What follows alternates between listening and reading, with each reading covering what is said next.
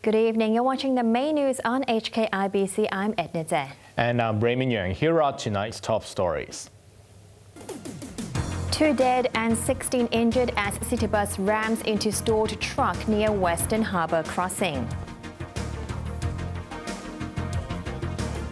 U.S. Consul General Kurt Tong refuses to apologize for interference remarks.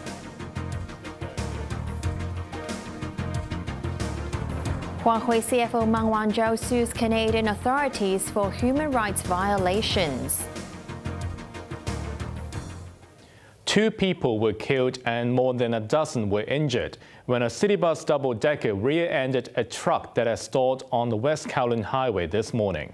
The truck driver was reportedly looking for objects to place on the road in an attempt to alert other drivers, a practice police strongly advised against. Yeung reports. Rear-view camera footage from a passing vehicle captured the horrifying moment of the deadly crash. The force of collision shattered the windshield of the double-decker and demolished the driver's compartment. The city bus serving Route 967 was on its way to Admiralty from Tin Shui Wai this morning. The double-decker was traveling along West Kowloon Highway when it plowed into a stalled cantilever truck near the toll plaza of Western Harbour Crossing at about 10:20 a.m. The 59-year-old bus driver was thrown out of the vehicle. He was certified dead at the scene. The truck driver, 54, was rushed to hospital and later succumbed to severe injuries. Police believed the truck driver had tried to warn other road users, but in a wrong manner. We believe the truck drivers were trying to put something on the road in order to alert the other road users and not to crash with the malfunctioned truck. We would strongly advise all drivers or road users, if they encounter similar situation, they should walk to the roadside and seek for help. 15 bus passengers and the truck driver's wife sustained minor injuries. They were sent to Queen Elizabeth and Kwangwa hospitals. City bus management visited the wounded passengers in hospital this afternoon. The bus franchise's operations head Chung Chak-man said the bus driver, a 20-year veteran, had driven the route for over 10 years and maintained a good driving record. He confirmed the bus driver, who passed a medical last year, took a sick leave on Friday for an upper respiratory tract infection but has since fully recovered. The driver began his morning shift at around 7 a.m. and was on his 3rd trip at the time of the accident. The bus company vowed to provide assistance to the driver's family and pledged to cooperate with the police's investigation. Police said they would look into factors such as the driver's health, the speed and possible mechanical problems of the bus. Yeung, HKIBC. U.S. Consul General Kurt Tong has refused to apologize for his earlier remarks that increasing political interference from Beijing could threaten Hong Kong's economy. Tong said it is his job to stimulate open conversations as the top U.S. representative, and there is no harm pointing out risks. Here's Yeung.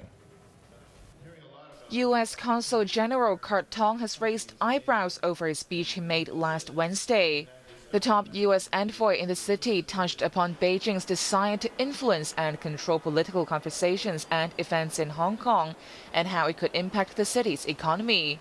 He even backed his claim with examples such as the banning of the pro-independence National Party, as well as the expulsion of Financial Times journalist Victor Mallet.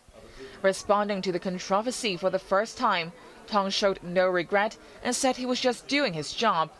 I think it is my job to represent the United States and explain and provide feedback and help stimulate open conversation, transparent conversation about the situation in Hong Kong.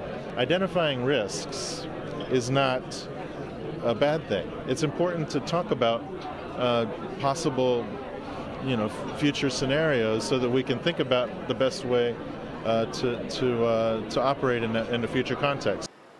But his comments did not go down well with Beijing.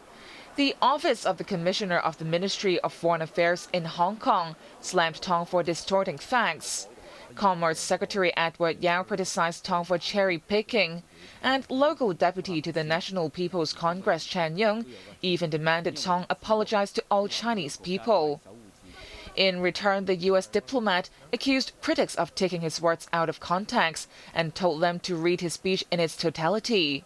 I think they probably haven't read the speech, because I'm not going to apologize for saying that Hong Kong is a great place to do business or Hong Kong is a wonderful city. I think people need to step back, take a deep breath, put things in context, and realize that open conversation is good for everybody.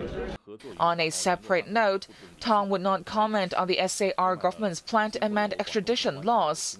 The controversial proposal would allow the extradition of fugitives between Hong Kong, Macau, Taiwan, and the mainland. He said it would be premature for the U.S. to give any opinion before more details are available. Yeung, HKIBC. A government plan to snap up 60 non-residential properties for welfare use has raised fears if taxpayers' money would be put to good use. Labour and Welfare Chief Lo Chi-kwang insisted the acquisitions would only be made at reasonable prices, adding the purchases would have a marginal impact on the private market. Yu Pina-ng reports. To stem a chronic shortage of welfare services, the government is planning to splash $20 billion in the private market to build facilities catering for the elderly, children and the disabled. Revealing the plan in his budget on Wednesday, Financial Secretary Paul Chan said the government would seek to acquire 60 properties to be converted into 130 welfare premises, benefiting 86,000 people. But there are now concerns if the government would end up paying above market rates to opportunistic landlords.